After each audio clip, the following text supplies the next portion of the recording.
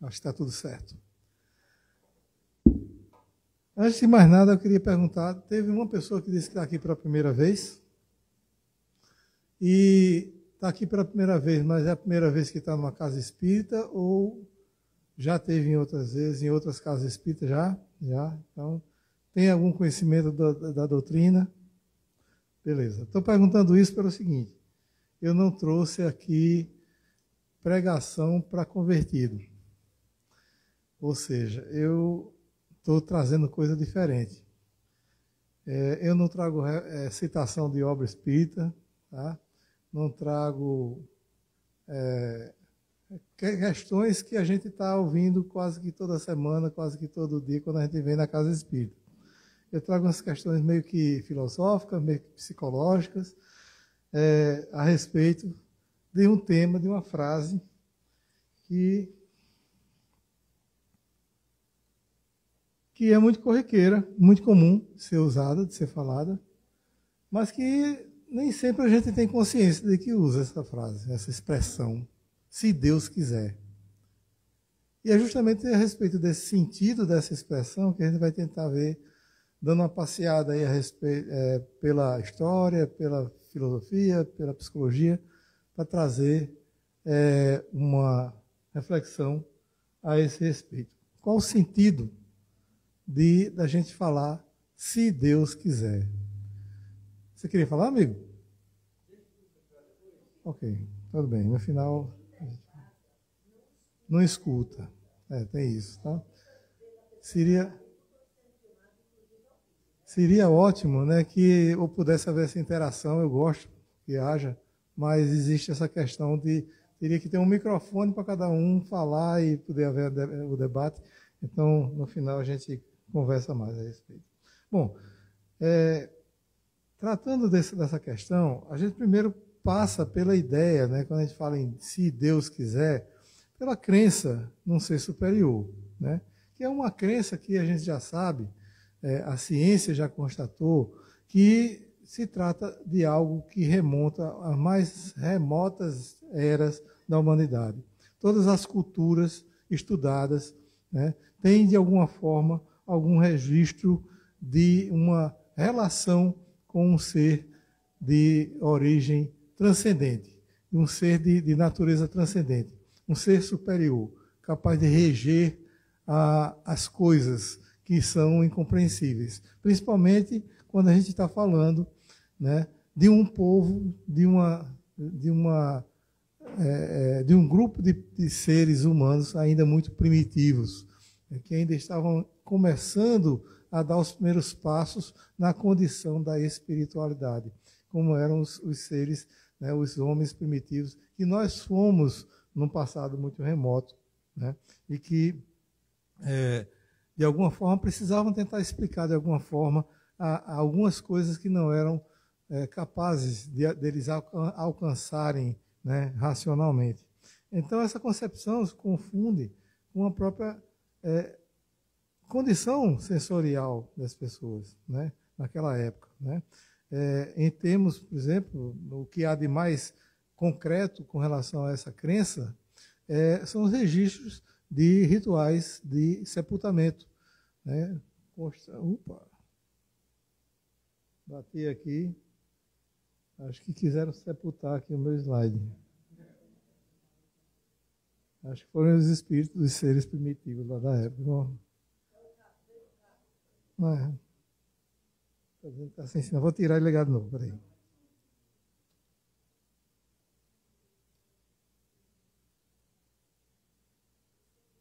Pode ser aqui também. É aqui. Ele não está bem encaixado. Agora sim, agora achou. Mais uma vez, desculpem aí esses problemas técnicos. Pronto, chegamos. Então, esses rituais de sepultamento são o primeiro indício, né, dessa crença em seres, em um ser, na verdade, em um ser de natureza transcendente, um ser superior, né?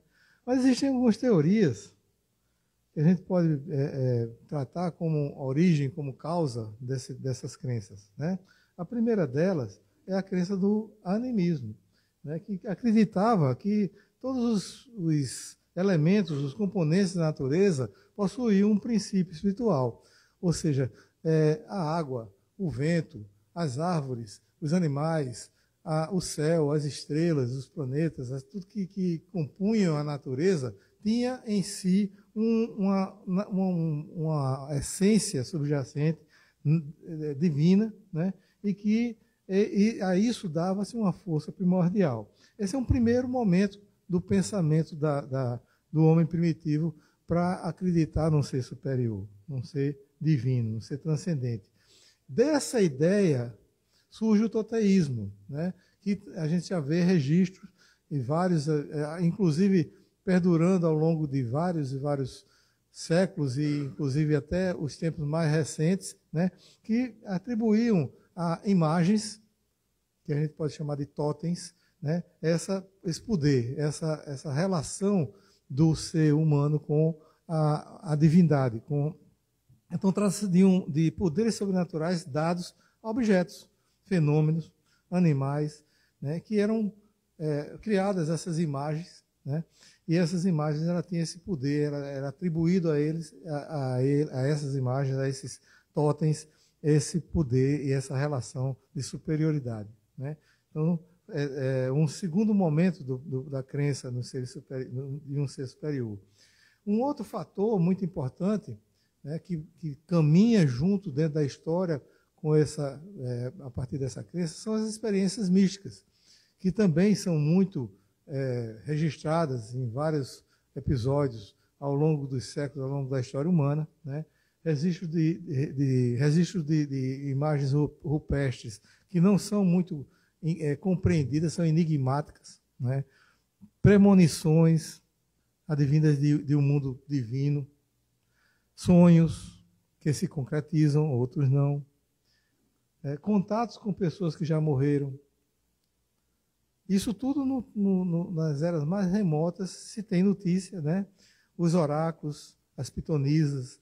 Isso levaram o homem primitivo a crer também nessa divindade, nessa transcendência. E em seguida vem o processo já um pouco mais elaborado, um pouco mais compreendido de forma racional, que é a evolução cognitiva do cérebro humano, né? À medida que o cérebro humano se desenvolve, ele começa a poder realizar abstrações. Alguém aqui tem ideia do que seja abstração? Vamos dar um exemplo, tá? Para que a gente possa facilitar um pouco o entendimento. As esfinges, né? A esfinge que a gente vê lá no Egito. É um ser que tem um corpo de leão e a cabeça de gente, de ser humano. Esse animal existe na realidade? Não, né? Mas o ser humano, à medida que foi evoluindo intelectualmente, cerebralmente, neurologicamente, ele começou cada vez mais a ser capaz de abstrair, ou seja, de criar coisas que não existem na realidade, não existem no mundo sensível que ele faz parte. Então, essa abstração nos leva também à crença nessa transcendência, porque a partir da imaginação, o ser humano começa a também desenvolver confiança, a desenvolver a crença, a acreditar que existe algo que não pertence a esse mundo sensível que nós vivemos e participamos e mantemos contato, né, com ele o tempo todo, através dos nossos sentidos físicos, né, e passa a acreditar que existe algo além disso. Isso se chama abstração, né? E, por fim, chegamos à própria evolução do relacionamento do ser humano em sociedade. Na medida em que o ser humano deixa de ser um caçador-coletor e viver em grupos muito reduzidos, grupos muito pequenos, para se estabelecer em espaços mais permanentes, e a criar e a usar da agricultura, né, e a praticar a agricultura, e formando assim grupos sociais maiores, se viu a necessidade de estabelecer regras de relacionamento, estabelecer princípios de conduta das pessoas, e esses princípios precisaram também de uma base transcendente, de dizer que existe uma lei superior que rege o nosso comportamento, através do qual nós precisamos nos submeter para que possamos conviver em sociedade. Então, o equilíbrio dos interesses individuais se estabelece a partir dessa necessidade de nós termos uma crença num relacionamento com o divino. E esse relacionamento a partir justamente de regras, né, que são consideradas advindas do superior e do transcendente.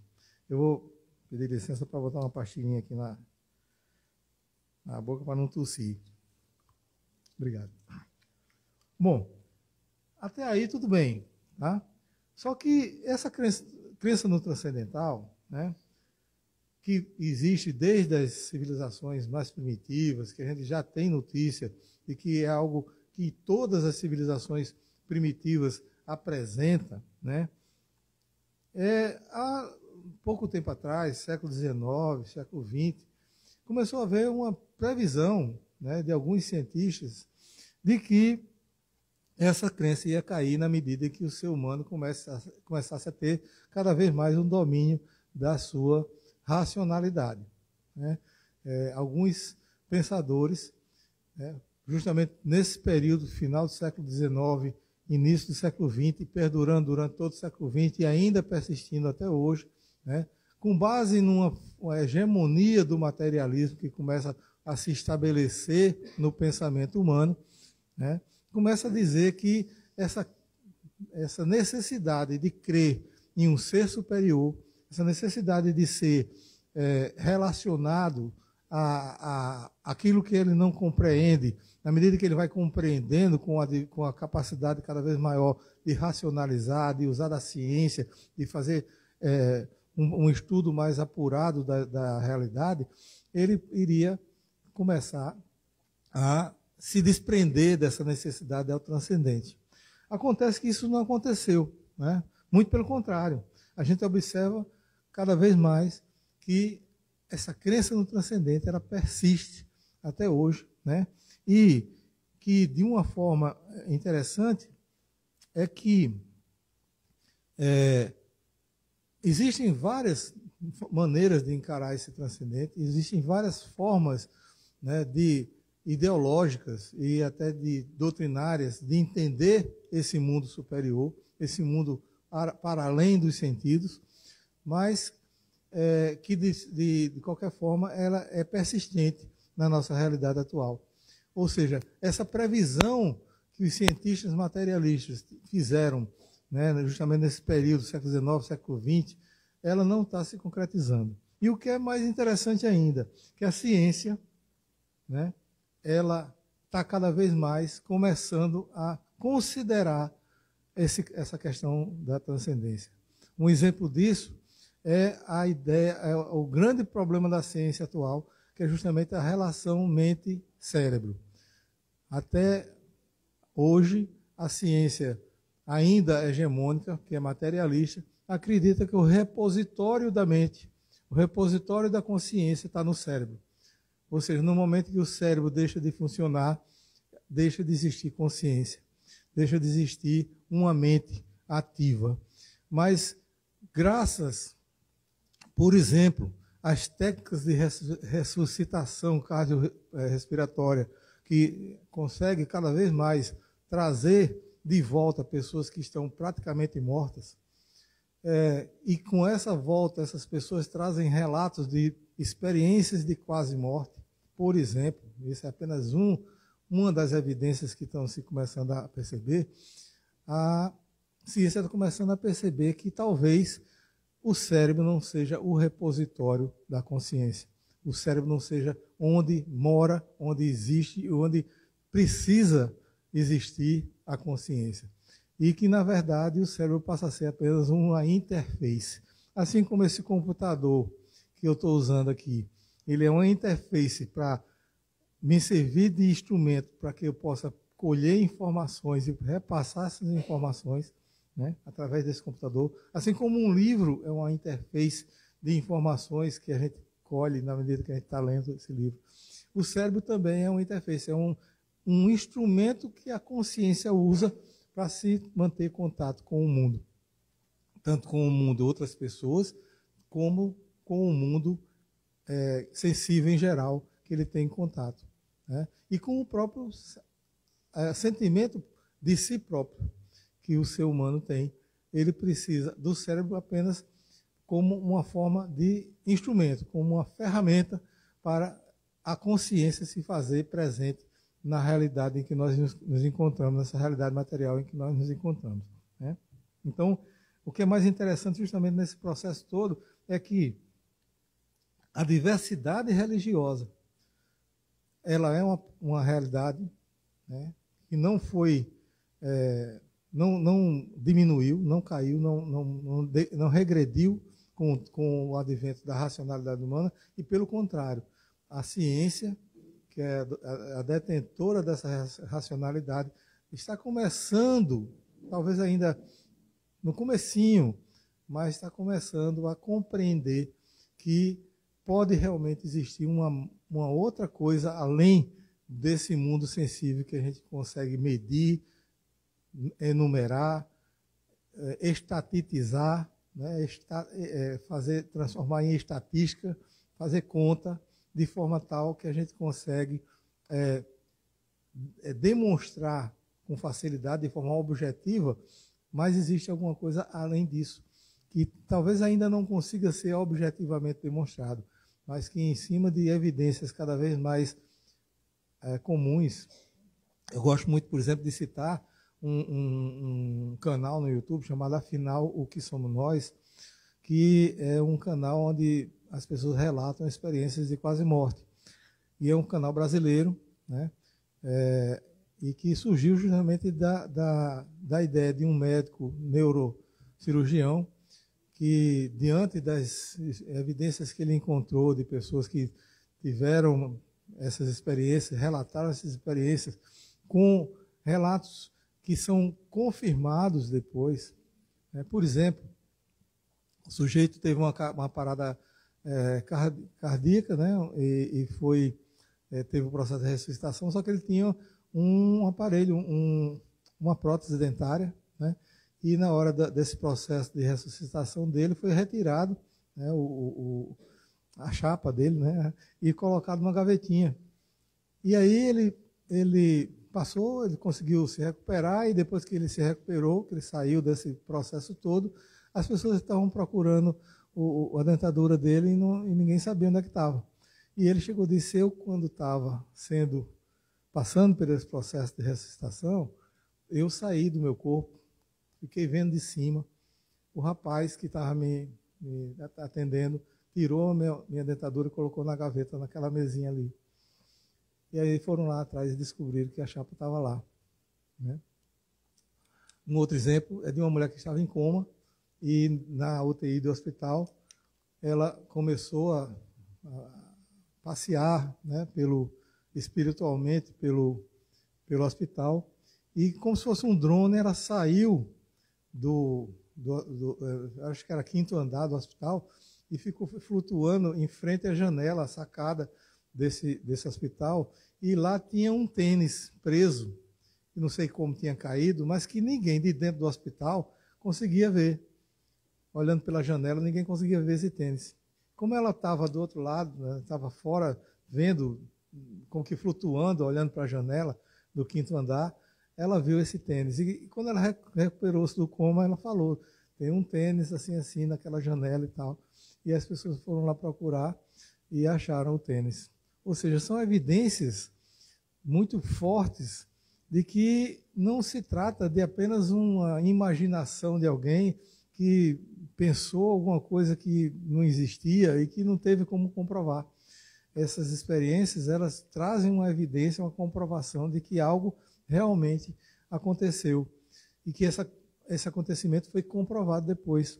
A pessoa realmente se distanciou. Quando o cérebro estava parado, o coração estava parado, não havia atividade cerebral, a pessoa estava de olhos fechados e num local distante daquele em que ela constata aquela ocorrência, aquele fato que foi confirmado, comprovado depois. Então, isso aí está levando os cientistas sobretudo os médicos, né, a identificar. Então, a partir dessas evidências, foi criado esse canal no YouTube, chamado Afinal, o que somos nós, que tem diversos relatos.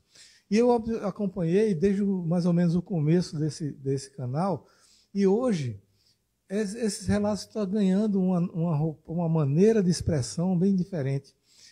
Eles estão começando a trazer não só a constatação dessa existência da consciência para além do corpo físico, mas, principalmente, uma mensagem do mundo superior para nós aqui, com relação ao cuidado que nós temos que ter com a natureza, com relação à nossa relação com as outras pessoas, com relação a como o ser humano está mantendo as relações, inclusive políticas, né, entre as nações, e a quanto a gente precisa começar a pensar numa mudança com relação a essa situação que nós estamos vivendo. Porque o planeta está nos avisando na necessidade de uma mudança. Então, isso está sendo uma coisa que está acontecendo realmente. E é a ciência que está descobrindo isso. Isso é o que é mais importante a gente perceber, né? De toda forma, a complexidade da crença no ser superior não é algo fácil da gente entender, porque envolve muitos fatores, né?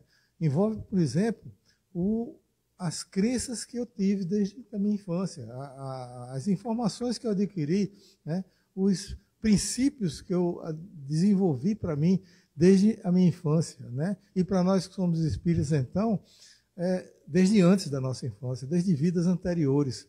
Nós vivemos hoje num certo condicionamento a um monte de crenças que podem ajudar, por um lado, a nós entendermos todo esse processo e compreendermos essa existência superior, esse ser que domina o universo, ou podem nos atrapalhar com relação a esse entendimento. Nós podemos entendê-lo de uma forma errada, graças a toda uma história de vida e de antes da vida que nós possamos ter tido. Então é importante que a gente entenda a necessidade da gente refletir se realmente estamos no caminho correto, né? O fato é que, para a gente ser bem assim, objetivo, para tratar o termo de uma forma que possa servir para todo mundo, a gente vai usar a palavra Deus, e não somente ser superior. Porque para nós espíritas existe uma definição, inclusive o Livro dos Espíritos, primeira pergunta dele, né? O que é Deus? E a resposta, inteligência suprema, causa primeira de todas as coisas. Ou seja, é uma definição que é muito abrangente, né? Mas hoje, graças a todo o conhecimento difundido através da internet que nós temos, se a gente usar a palavra Deus ou a tradução dela para outras línguas, né? God, seja qual for o termo usado em outras línguas para definir Deus, ele é compreendido em todo canto. Não precisamos ficar tentando ser mais abrangentes em ser superior, ou inteligência suprema, causa primeira de tudo. Deus está bom, serve para todo mundo, né? O fato é... Opa! Tá difícil aqui. Voltou? Não, tem que sair.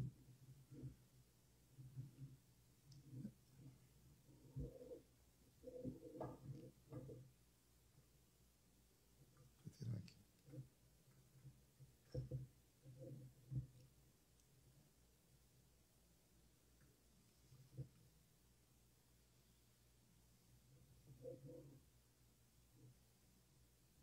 Tá bom, é elástico. Um cordãozinho para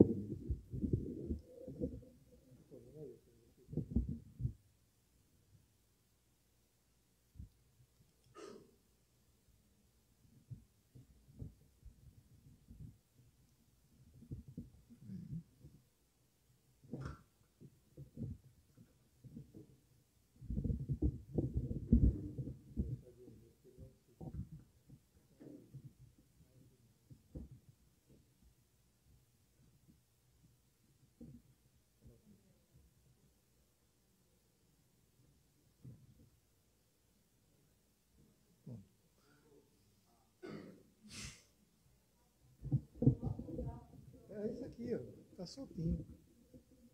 Essa forma de... Não tem um... Eu vou ficar segurando aqui, pronto. Ih.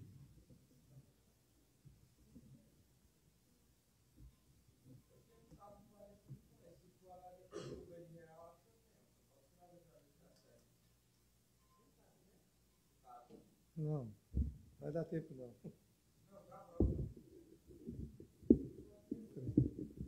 Já detectou.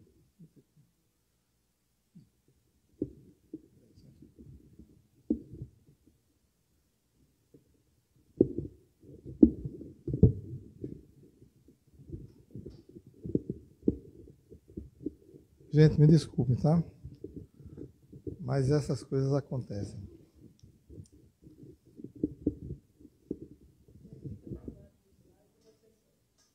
Oi? Não, mas André vai trazer um outro, acho que vai dar certo. É porque esse coisinha aqui não está muito encaixando muito bem aqui, sabe? A gente já podia trocar esse cabo aqui para um HDMI. Colocar um HDMI direto lá, sabe? Que é o que está se usando mais. Eu já vinha pensando nisso, inclusive. Viu, André?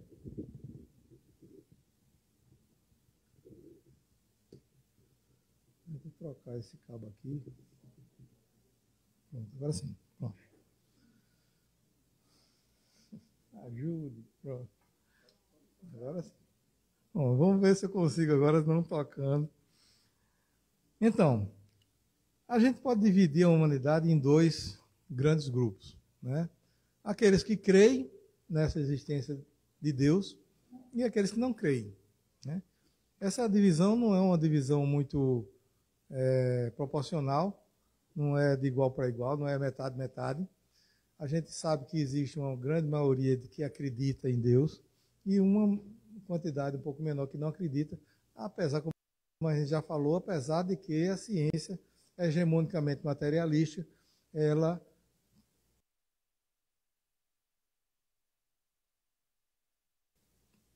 tende para não crer, né? Para não crença em Deus.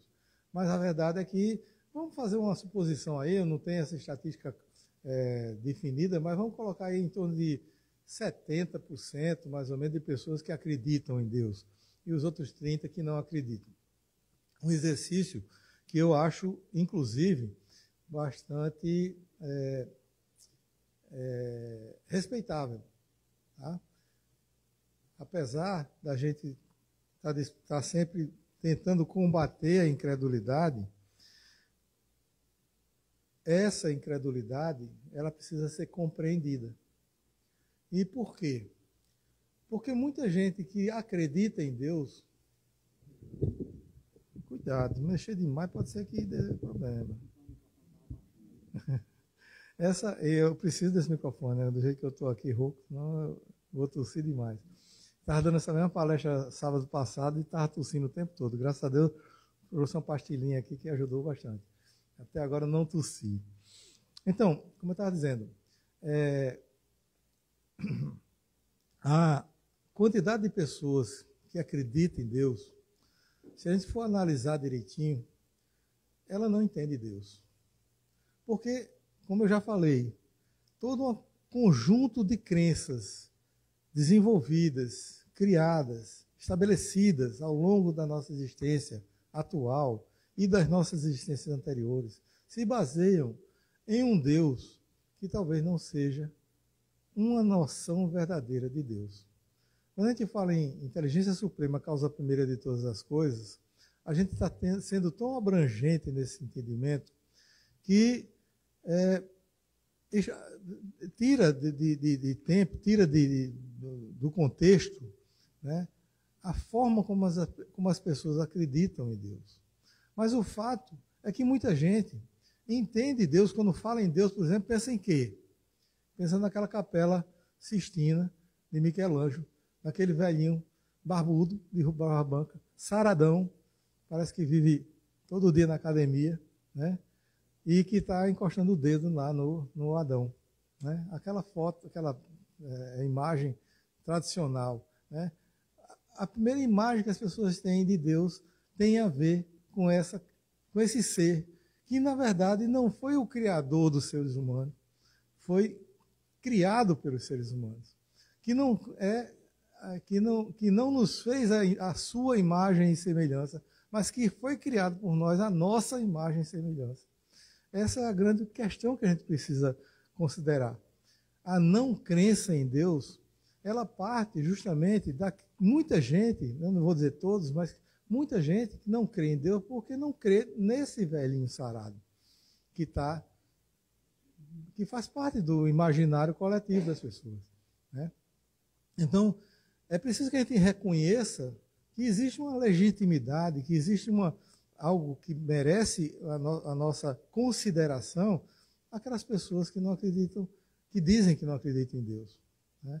Inclusive porque eu tenho um exemplo de um amigo que se diz ateu e que na hora que a gente vai falar a respeito de Deus, não por uma questão de discussão, de debate, mas de conversa mesmo, né, numa boa, e ele diz, para mim Deus é outra coisa. E aí eu sou forçado a dizer a ele, para mim também.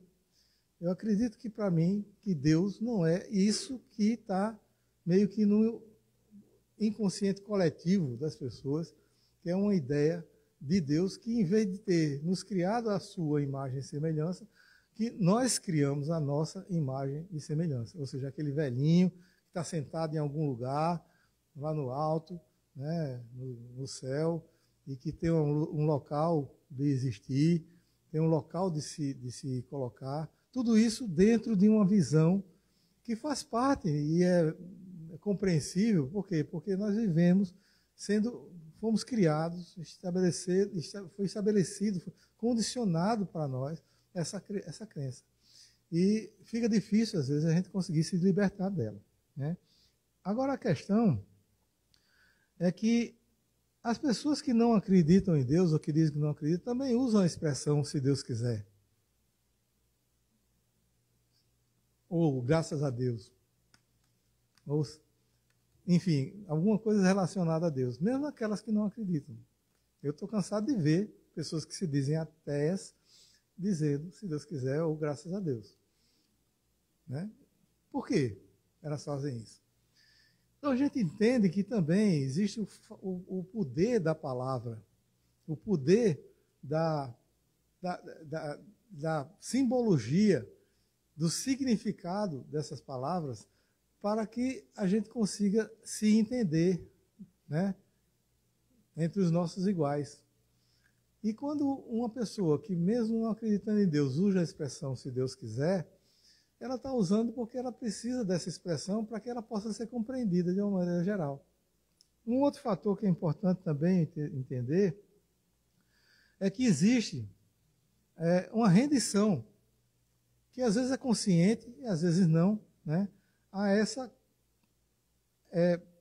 esse uso quase que automático da expressão "se Deus quiser", né? É uma postura que o sujeito ele resolve assumir para que ele possa ser compreendido entre seus iguais, entre as pessoas que estão. Isso eu estou me referindo a essa expressão, mas ela serve para qualquer outra expressão. O quanto é difícil, muitas vezes, a gente está falando aqui uma coisa e uma pessoa está entendendo de um jeito, outra pessoa está entendendo de outra.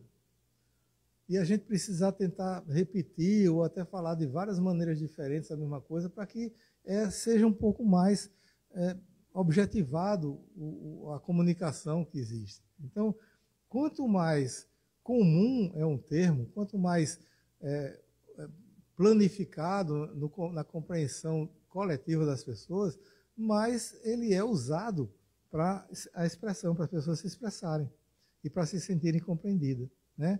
E o que é mais interessante é a questão de que o futuro é imprevisível. Isso vai mais ao fundo da questão "se Deus quiser", e é onde eu queria me deter mais. Porque quando eu digo "se Deus quiser", eu estou me rendendo ao fato de que eu não tenho domínio sobre o futuro.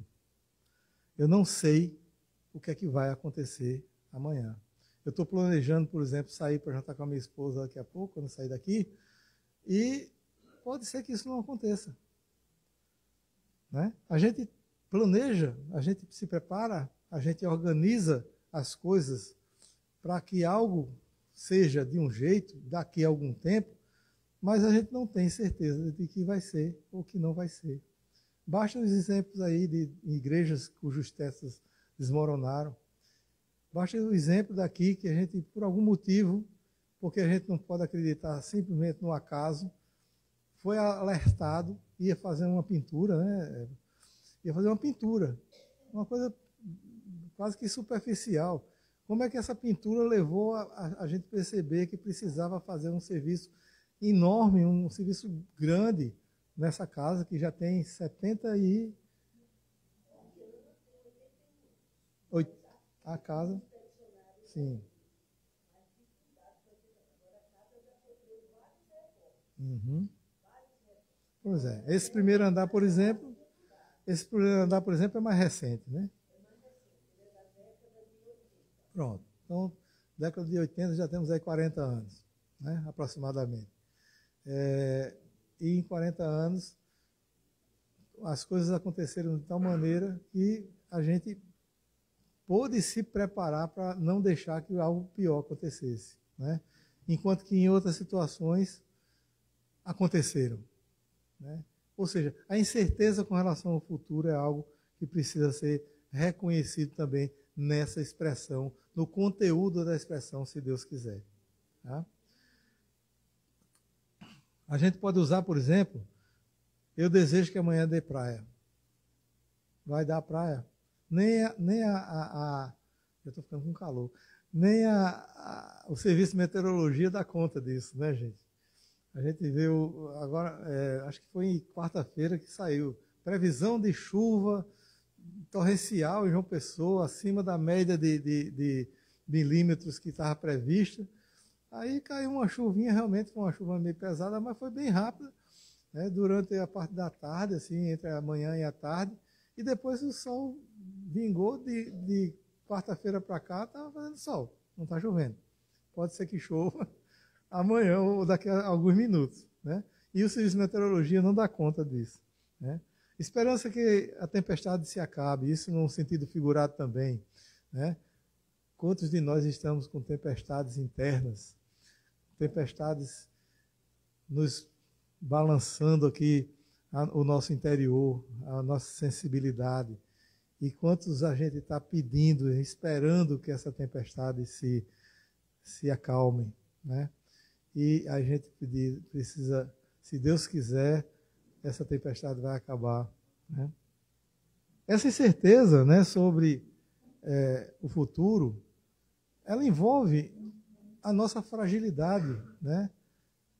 E a gente precisa desse ser superior para servir de base para que a gente consiga olhar para o futuro com um mínimo de segurança.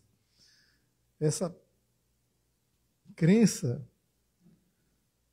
para que a gente possa ter a mínima esperança de que os nossos sonhos vão se realizar.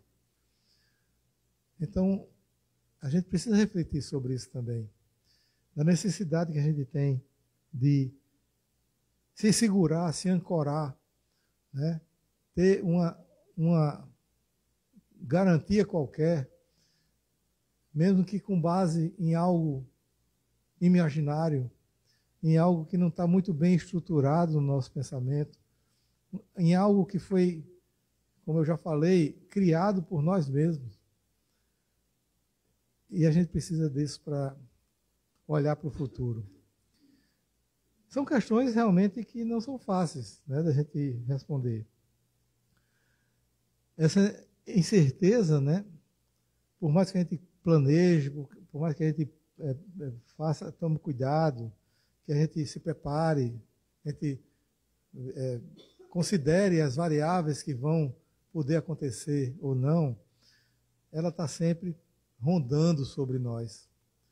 E aí eu me lembro de uma prece que eu acho muito importante a gente ter sempre em mente, que diz assim: Senhor, me dá força para mudar o que pode ser mudado, resiliência para aceitar o que não pode ser mudado e discernimento para saber diferenciar uma coisa da outra. Porque por mais que a gente tenha forças para mudar o que a gente quer mudar, vai ter sempre alguns fatores, algumas variáveis ao longo da nossa vida que não podem ser mudadas. E a gente precisa saber distinguir uma coisa da outra. E talvez aí seja a grande base do nosso sofrimento. Eu me arrisco a dizer que esse é o grande fundamento do sofrimento humano. A incapacidade de diferenciar o que pode do que não pode ser modificado. Uma coisa, por exemplo, que não pode ser modificada. Alguém arriscaria? A outra pessoa. Não pode, a gente não pode mudar a outra pessoa. A única pessoa que a gente pode mudar é a gente mesmo. Só que muita gente, e eu diria, arrisco a dizer, a grande maioria de nós está sempre querendo mudar a outra pessoa. Está sempre esperando uma mudança da outra pessoa. E tem aquela velha frase de Jesus, olha primeiro a trave que está no teu olho para poder enxergar o argueiro que está no olho do irmão. É a mesma coisa. Está trazendo a mesma mensagem. Você não pode mudar o outro. Você pode mudar a si próprio. Então, isso é um primeiro passo para a gente diminuir o nosso sofrimento. Eu vou trazer aqui uma passagem, uma informação a respeito de um psiquiatra e psicólogo que eu cada vez admirando mais, já justamente para dizer que, por mais que a ciência materialista, predominantemente, ao longo do final do século XIX, ao longo de todo o século XX e ainda perpassando aqui pelo nosso século XXI, mantém essa crença na incredulidade, no materialismo. Esse pensador que nasceu em 1875 e morreu em 1961, ele tinha uma crença no transcendente. E ele pensou o transcendente de uma forma científica. Ele não ficou querendo entender Deus, mas ele percebeu que não podia fugir da ideia da existência de Deus. Né? Eu vou até ler aqui, né? Ele não aceitava um Deus da religião, pois como poderia, né, haver felicidade em alguém que acreditava em um Deus que não aceitava questionamento nem diálogo? Ou seja, quando a gente para pensar se a nossa crença em Deus é uma crença bem fundamentada ou não, se a gente até questiona se realmente a gente está acreditando em Deus pela tradição em que nós fomos criados, ou se a gente acredita em Deus pelo nosso raciocínio, pelo nosso exercício de questionamento. Então, na nossa opinião, na opinião de Jung, é necessário que haja esse questionamento, para que realmente você possa consolidar essa crença em Deus. Né? Então ele foi em busca de um Deus que não é exterior, não um Deus que você vê que está em algum lugar, sentado em algum trono, em cima das nuvens ou onde quer que seja, em algum planeta, em alguma coisa desse tipo. Mas um Deus que está no nosso interior. Né? Ao falar sobre religião, Jung está falando do luminoso, que vem do latim numen, né, que quer dizer divindade. Ou seja, no sagrado, no divino, no espiritual, não no religioso propriamente dito. Né? Para ele, a religião é a expressão mais antiga da alma, da psique humana, e para se conhecer Deus é preciso conhecer a si mesmo.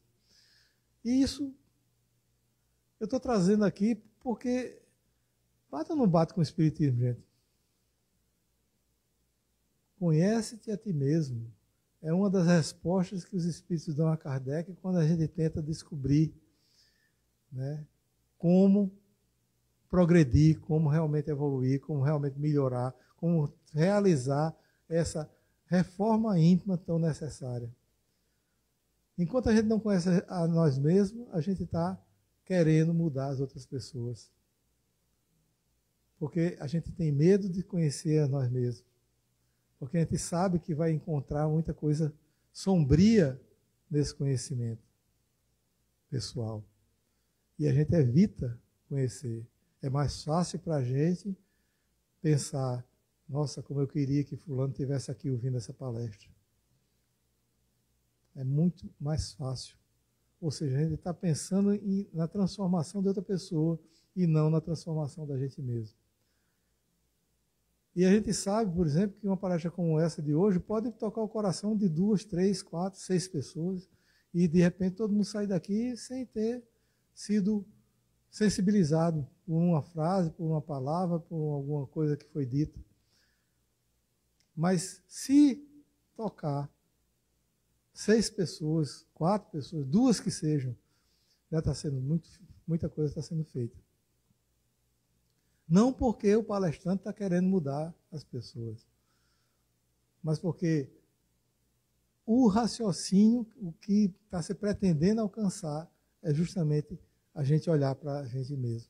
A gente entender a Deus como realmente Ele deve ser entendido. E aí a gente vai chegando ao final, né, com algumas conclusões.